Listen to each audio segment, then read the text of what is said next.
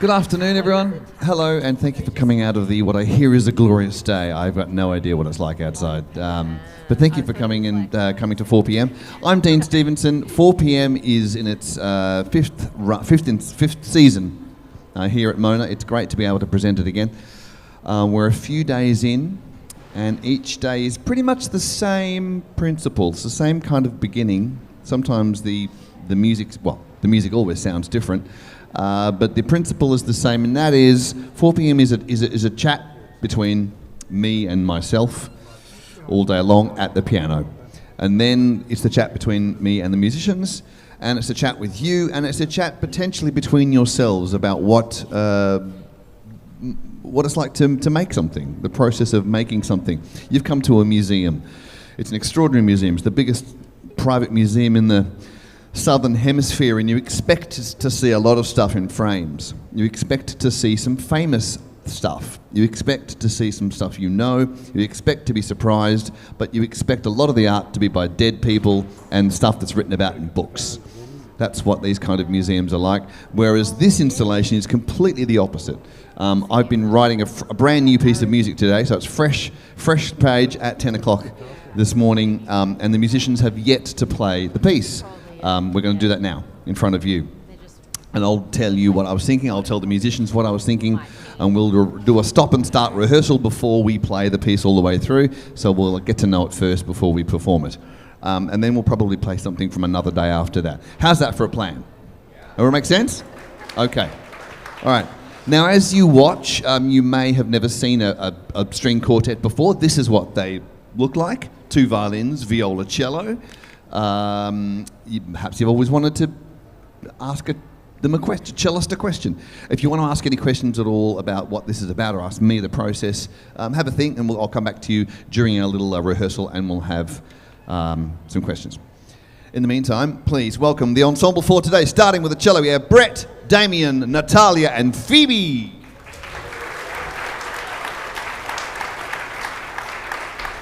Okay. There's a paper copy of the score if anyone wants to nerd out on that. If you're on that side, you can see the screen. My score will whiz by.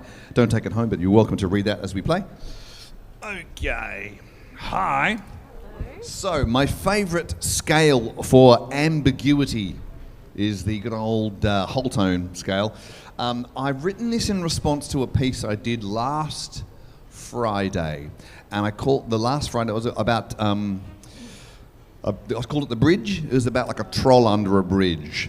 So I thought, if you're going to cross a bridge with a troll under it, or any other such thing, there's a moment when you get to the precipice, when you have to step off. So let's imagine it's not a bridge. Let's imagine it's a cliff, it's the ocean, it's whatever. And there's that moment. This whole piece is about that moment before you go over the edge or on to the next thing. So the whole, if I play geeky moment. Major scale, obvious as it comes. Right? Whole tone scale. And when you put the sustain pedal down, it's the scale of flashbacks and dream sequences. That's what it is. So that's what I've used. And it's annoying because it doesn't resolve. It doesn't let you do the kind of have a banana kind of ending. Anyway, let's have a go. We'll rehearse without mutes first. Okay, so nice and ambiguous. 1, 2, 3.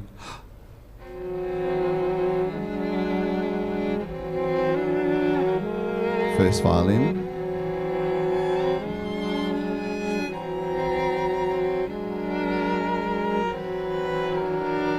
Yep.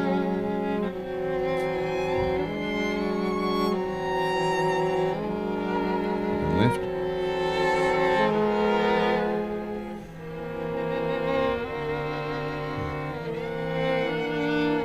Yes. Here's letter B.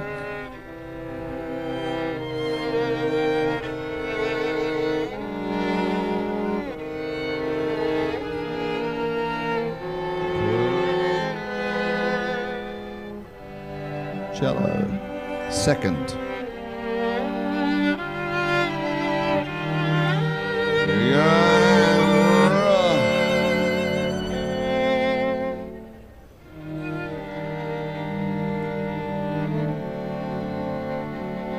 D. Good, hold there. So each time, especially in second, when you get those little, mostly it's minims, but if you get like a little crotchet thing, just bring it out just a little bit, just to give it some movement. Like in that second and the third of C, and after the comma after C, the 2 before B. Yeah. Cool, that's really nice.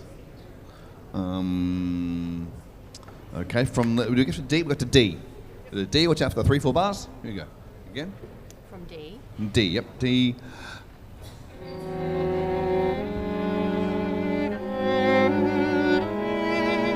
First.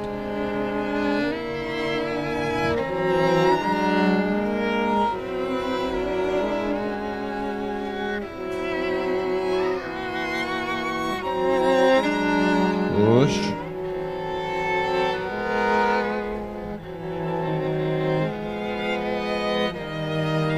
Here we go, a bit some more.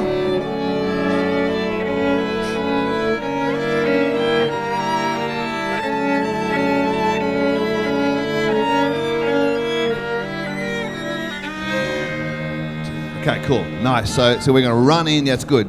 Da da da da dee dum ba ba dum. So you announce the tempo at F. Da da da 2, 3, 4. Da, da, da. So you have a big accent when second right on F. The next bar first takes it, and the third bar of F, viola. Ga ga ga. Can't really hear that come through. So setting the tempo. Yep. What's your rhythm? Triplet. Da da da 2, 3, 4.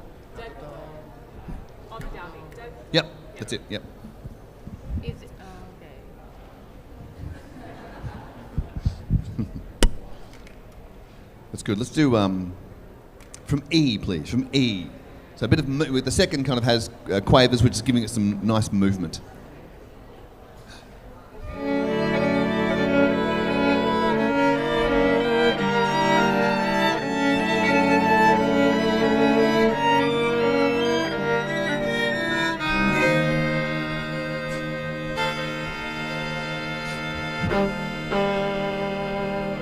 Push it a bit more.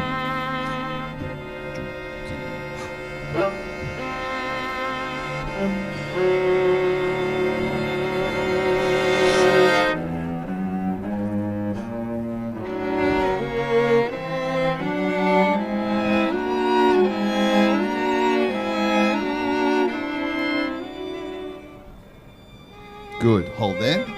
So that little scale, that dee da da da da da da, that'll kind of everyone together. If there's any film buffs out there, you might recognise that texture from the moment in the original Star Wars when C-3PO and R2-D2 were walking across the desert in Tatooine. So John Williams stole that from Stravinsky, and Stravinsky probably stole it from somebody else. There you go. And I stole it from both. Good. So in theory, that D, maybe haven't gone to Adagio. It doesn't change that much from G, from the second of G to H, really. So it kind of just goes to Andante. I think so. Yeah. But the tempo of the ascending between G and H was right. That felt right.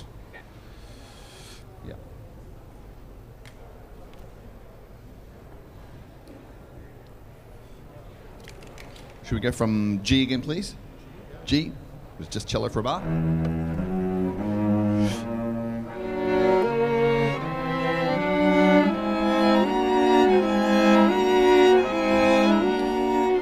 Hold it over. Viola. Cello. Ah.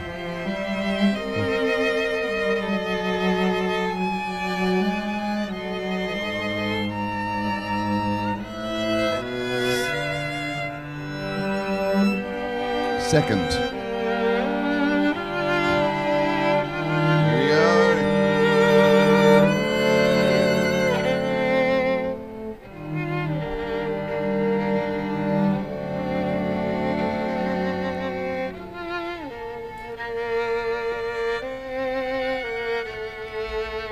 Good, hold there, make any notes you need to. Okay, it's going well so far. It all sounds kind of, ambiguous and wafty, and who knows what it'll be like as an arc, as a phrase. Don't know yet until we play it all together. Got any questions yet? Otherwise, think about some. I'll come back to you in just a minute.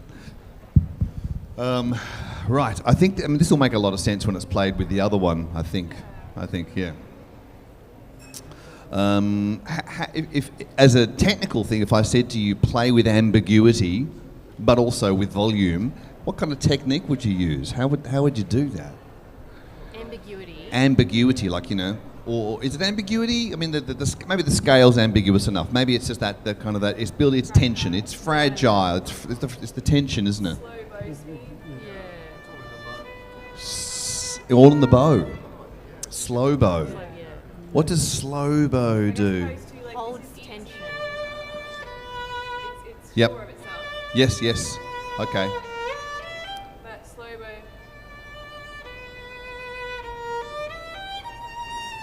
Even at the same volume, it's a different texture, isn't it? Yeah, right. Slow bow. Oh, all right. And is there what's the You would just write. You wouldn't write slow bow. You would just write. sostenuto? Sostenuto is that the French or Italian? Italian. And it translates as sustained. I did know that when I was in school, when I did the Dulcie Holland, but okay. Sostenuto, great. Did you want, in the parts that you were saying for me to bring out the moving crotchets, Yep. did you still want it to sort of be lilting, like da, or did you want it da, to maintain the intensity? Yeah, do I want that to be lilty, as in melodic, or, What I think there is, I think if you're on the edge of somewhere, if you're on the edge of, the ocean and you don't want to go in, or you're edge of a cliff, I think this stuff of dee da dee. There's something hypnotic about that. Yeah. So you kind of there's this trance-like thing before, but then there's these moments of kind of nice uplifting melody where you go, oh yeah, and everything's fine. The water looks great. No worries. You go, oh fuck that, no, too cold. So you go through these moments of doubt. So maybe something that's quite lyrical. Coming out would be nice, because you go through a range of emotions, don't you, when you're on the edge of something about to go in. Okay. We got to... Where'd we get to then? L. Let's go from... Let's go from K. K for killer.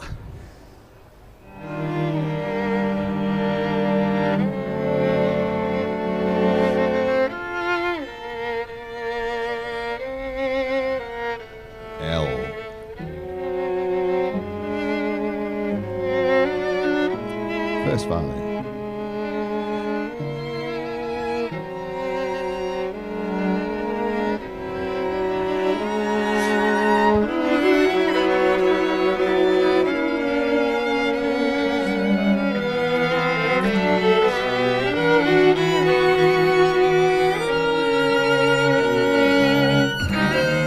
Good. Let's have a look at M again. M is a bit, which I think M is a bit where it gets a bit confusing. You're not sure whether it's meant to be oh, thank goodness there's movement and there's triumph, or whether it just gets kind of harmonically. It should check out. I say that. Let's go right on M.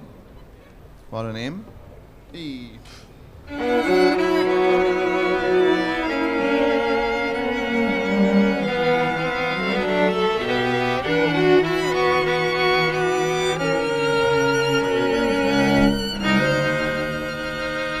I wonder if those quavers should be tied, dee rather than done separately.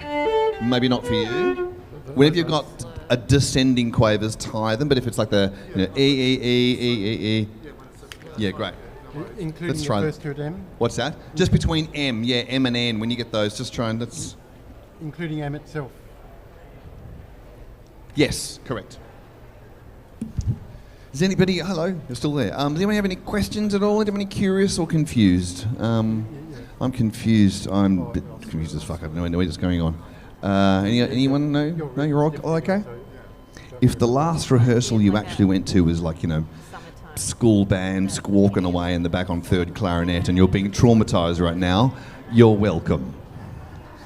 Yeah. I never got past third trumpet. And I just wanted to play the drums. So an M is a little tiny arrow meaning you go push it a bit? Yep, that's it. I know.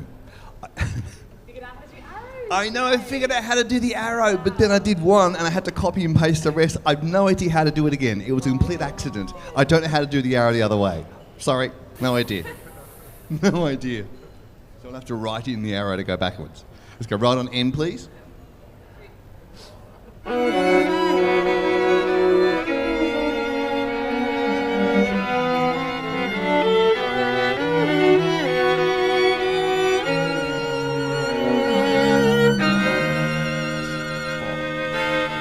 Viola.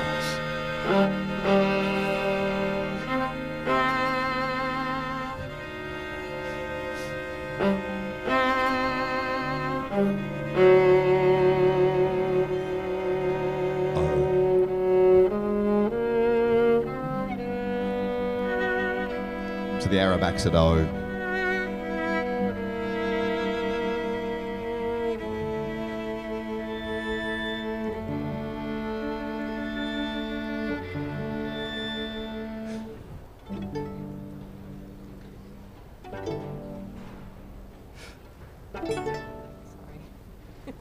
That's it. That's it. That's the moment. Like, did they jump? Did they go? I don't know idea. So everyone's doing those pits together. So that's the last three bars are all the same. So the arrow back for slow down is at O. So and the tempo at O is at that first bar is just set by you, Damien.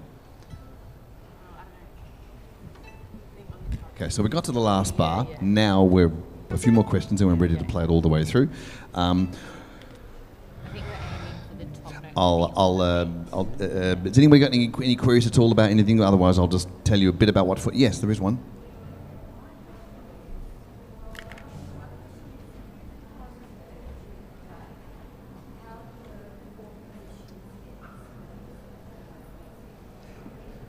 Yes, I print it out. Yes, I do. So at about 3:30, I printed this from my app because I print. I use an app. I write on this. Originally, I said to Mona, I'll write it on paper, and that's a stupid idea. I mean, it's cool, but it just takes so long. Thankfully, I've got this app with a pen, so I don't have to use a mouse and a QWERTY keyboard because that's like a data entry way of writing music. It's also very clinical and terrible. So I write it on this. All parts, violin 1, violin 2, viola, cello, and then I just print their part, yes, from the app before they arrive and put it on their stands. That's it. So I think of all the 4 parts all day long. This morning I had this inspired piece from last week, which I kind of think is a companion piece. That was nice. I had a start then. I had a way to begin. Oh, good. I'll use the whole tone scale like last week. Cool. But often I've got no idea at all. I just show up and start to play notes that sound nice and write them down and hope by 4 p.m. I've written enough notes in a row that sound nice. That's really all there is to it. Don't always need a plan. And what's today? Today is day 556. That's how long we've been doing it. 556 days. Always a new piece each day. Crazy. Any questions, team? Yes, good. With the mutes, we're going Oh, yes, that's right. So I have lots of spots I can take it off, but... Maybe we won't use mutes. Okay. Yeah, let's not use it. Let's not use it. Yeah, cool. Okay, so we're going to give, we're going to do it now. We're going to run it through. This is the piece. Will it be any good? Don't know yet. Do I ever promise that it will be good? Fuck no, that'd be a stupid thing to do if I promised good stuff. And I think my provocation to you, if you might be a poet, You might like writing kids' books, short stories. You might paint. You might put on a leotard and dance around a studio. I don't know what your thing is. But if you promise yourself or anybody else that it's going to be good, then you're fooling yourself, and you're certainly fooling them. As opposed to just showing up and just making lots and lots and lots and lots and lots and lots and lots of nonsense. Essentially, all of this stuff you see here, it was just like messy, messy, messy, messy, messy, messy, goddamn messy, messy, messy art. That's the journey to art. And so a lot of what I do here at 4pm after 556 days is just rubbish. And if I don't write a good piece, then it's compost for tomorrow. I'll keep a spreadsheet of the bits that I like, which I might use as a seed for another day, but essentially it's all just compost. The bits that are good, we make albums. There's a couple of records on CD and vinyl in the shop. You can buy those of the days. We've got our own recording studio here at Mona's, so we go down there and record the ones we like, and you can get those or on Bandcamp. There we go. Here we go. Let's hear it. Oh, and we'll play one after this. We've already picked out a piece from ages ago, so we'll play another one after this because it's fun. I want to hear it again. Here we go. This is called The Moment Before. The Moment Before, day 556.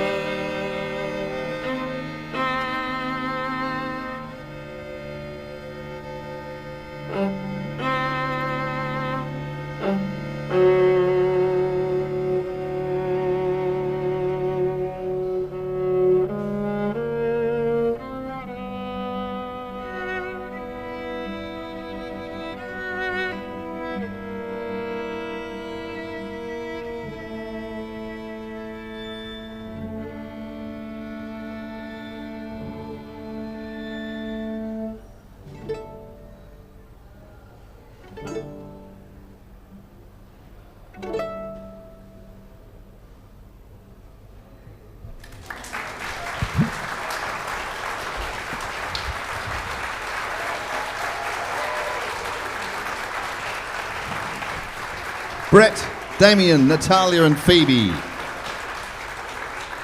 would probably do that. There we go. You just forgot the slur from the Celtic or the other one? Let's play the other one. Yeah.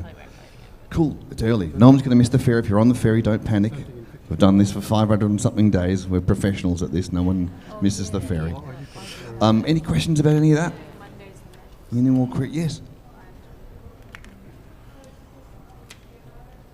Yes. This one's with mute as well. So I use the piano as a tool to write with, because I can see all the notes, to check the harmonies, to make sure the the crossings of strings and such, as much as I understand them, are right. But whenever I play the chords on the piano, I'm writing down the notes with these instruments in mind. So I'm not writing a piano piece. If I thought I was writing a piano piece, I'd have to go, no, I'm writing a piece that's definitely for piano. No, change tack here, mate. Change tack. Otherwise, it's not going to sound right, because they don't sound like piano. They sound like cello and viola and violin. So there's a kind of a conversion in my mind, if you like, going on, which is strange. But yeah, so I never play the piano. I don't play the piano. You do not want to hear play the piano. That's the last thing you want to hear.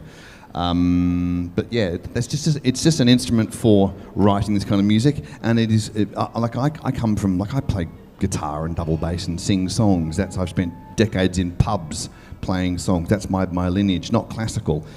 And so when I really started to sit at the piano and compose music, I went, oh right, that's where all these composers of classical music get their music from. You don't write a symphony from a trumpet.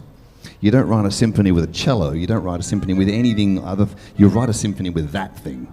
That's kind of the composition bedrock, if you like. So that's why I just sit there and use it as a tool. Yeah, it's a crazy thing. Okay, Monday's Lament. Yes. This is called Monday's Lament. This is day 524. One of the great conversations I like to have, and I don't have enough time to have it with everyone, I'd like to be able to talk to you about the act of creativity itself and what it's like to show up. Some people say to me, how do you do it every day, 500 and something days? And you're right, it's a challenge. There's a cost to it as well.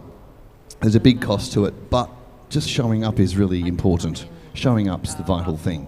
If you want to get inside my head, not that I think it's always fun in here, but if you want to do that, check out this book. This is called 4 p.m. 150 First Drafts. So in order for you to know what it's like, I produced a book that I don't think existed before I did that, which is 150 days of my diary, my journal of every day, all published here in a row, so you can find out what it's like to show up every day after day after day on the same thing. It's my journey through making the things, through presenting the things, some essays on creativity, and you can see there are microphones, so we do record everything. And there's a little QR code, you can listen to all of the tunes through that book, so like 11 hours of music just through that book there. So it's a kind of a cool thing, and it's the best thing I can offer you in terms of A, this installation, and B, my thoughts on creativity itself. But let's hear this piece, and if you're good, we might play another one, because we're in the mood. This is called Monday's Lament. Okay. Starts just with the viola. Set it up for me.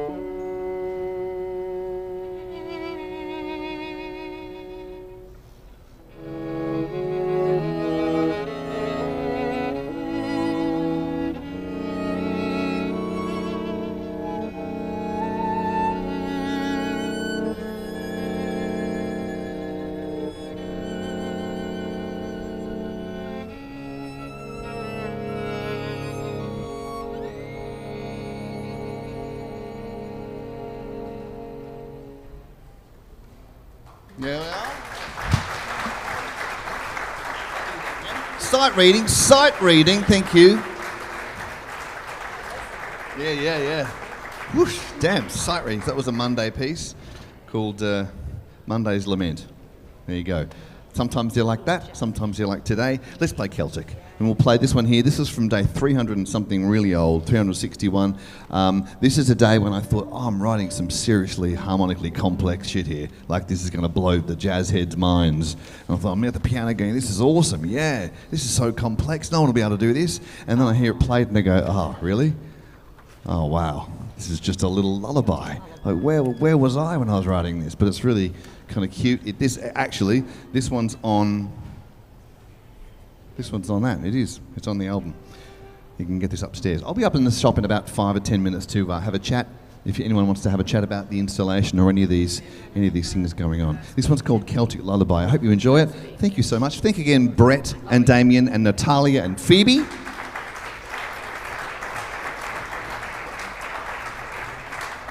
As it happens, this was also on a Monday piece. Mondays seem to be the day, don't they? Okay.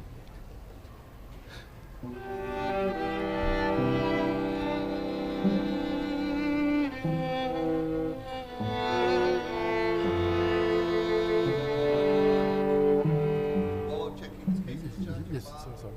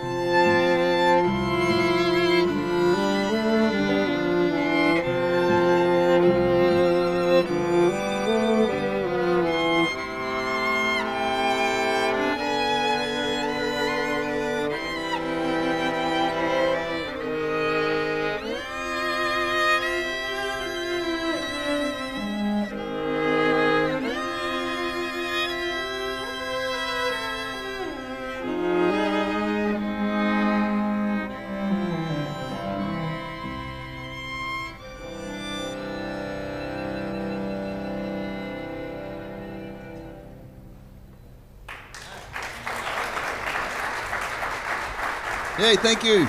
Give it up for these guys. Amazing. Thank you so much, everyone.